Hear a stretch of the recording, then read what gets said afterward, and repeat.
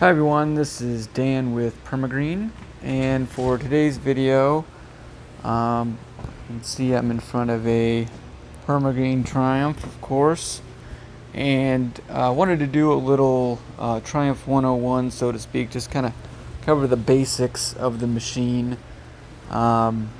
just for anybody that's new to the machine, something quick and easy.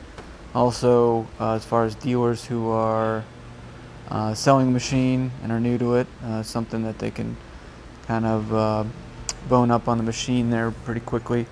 But yeah, as far as starting the machine, we'll start there. This is the kill switch. Now, to start the machine, you want this in the down position. Now, it's kind of counterintuitive, but the reason we don't have that up to start is that if an operator is going around a tree and a branch hits a switch, it'll shut off the machine. So we wanted to avoid that by leaving that down in the on position. So with that down, you go to the gear shifter, and on the gear shifter you can see you got neutral, low, and high, and then reverse. But you want it in the neutral position to start the machine. You can see there's a stopper nut right there. So once you hit that, you're at neutral. To go in reverse, you go forward and then down, and then as far as low gear, go up 1, high gear go up 2, and then go back down to neutral. So yeah, with that in neutral, you can go ahead and just fire it up. Just pull this pull starter and it'll start right up. So once you have it started, this is the throttle right here. And above that you have the front brake. We also have the rear brake on the left hand side over here, and these both have locks on them, and lock that up, and that will connect as a parking brake when you're transporting the machine. In the middle here you have the spreader open and close. That's gonna open and close the hopper holes and allow the machine to spread. Right here you have the deflector, and with that forward, the deflector is up, and back the deflector is down, and you can see the deflector down there. That's going to be on that right hand side, so you do your border passes on your right hand side there, or if you're going around landscaping beds and so forth, you can line up right on that right hand side or that right tire. Now you have the drop down handles. I'm going to try and do this with one hand, but these drop down so you can walk behind the machine if need be, or it makes loading up the machine a lot easier too. But yeah, those drop down handlebars makes it a lot easier to get around some tricky areas, or get yourself out of a jam and so forth. And then on this left hand side you have the spray lever, which also has a lock if you're just blanket applying a large area and you want to just leave that open. But what that does, when that's pulled back, it opens up the main spray valve, and the throttle's engaged. That's going to be spinning that pump, and then you open up that spray valve or pull back on the spray lever. That lets the liquid flow through and out the nozzles.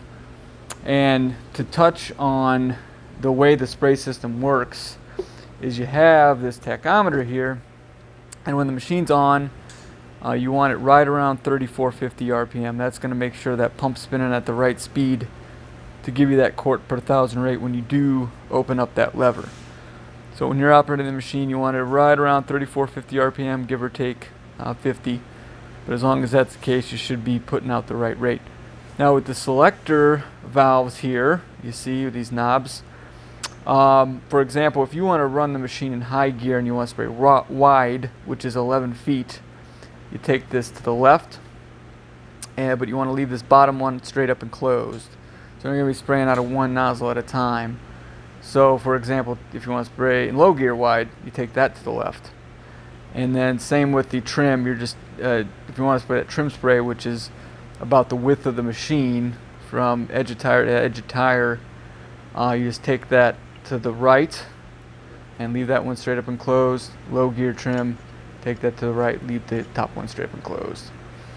So with that being said, on the spreader mechanism, you have this third hole, and it's a separate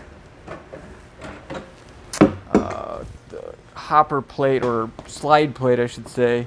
So for example, when I'm opening these hopper holes right here, you can see that has its own slide plate. So the third hole controls everything that gets shot to the right hand side, and when you're calibrating that with those hopper holes open, you want that about 2/3 of the way open, like that. So, and you do want that shut off when you have the deflector panel down.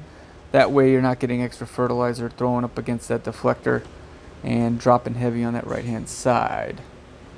So right here you have the rate adjuster, the main rate adjuster, the high gear rate adjuster, and when you have your hopper open, your hopper holes set or open where you want them to be, you can push this rate adjuster. You can kind of see the stopper nut there hit that slide plate. So let's say that's the spot you want it at. You hit that stopper nuts on that slide plate, you lock this down, and now when you open and close it up here, you can see it goes to that spot each time. So that's how you set that. We also have a secondary rate adjuster right up here. So if you want to set one for high, one for low, you would set this rate adjuster for your low gear, and that's going to cut that lever a little short. That way you can set a lower setting compared to your main rate adjuster underneath the hopper. That'll cut a little short to give you a lower setting as far as your spread rate goes. So you also of course have that Honda engine there. Normally that does come with the machine comes with a no spill gas can to make that a little bit easier to fill. But other than that, of course, the Honda engine is pretty solid. You got your spray tanks here. This is, they're 2 6-gallon tanks, and that's going to cover 48,000 square feet. You can see in there you have that strainer. That's actually the suction line, and then you have the return flow line right next to it. That's going to be pushing liquid back through the system. So anytime that throttle's engaged, it's going to be circulating the liquid through the system there, keeping everything agitated. So that is the basic rundown of the machine. And when you're operating it, we suggest doing 7-foot passes. The spray width is going to be 11 feet wide from left drip to right drip, but it's feathered 2 feet on each side, so that we do a 7-foot pass, you're going to get 2 feet of overlap, and that's going to even out. And then when you have, as far as the spread pattern goes, that's going to be 14 feet wide, and you double overlap that, so when you do 7-foot passes, that evens out. I'm just going to get a shot of these nozzles. It's the high gear wide, it's the low gear wide, high gear trim, low gear trim. Again, you're just spraying out of one nozzle at a time to get that quart per thousand rate that the machine puts out. So I hope that was helpful. Pretty much covered everything on the machine there, or at least the basics. So of course, if anybody has any questions, they can always get a hold of our office at 1-800-346-2001.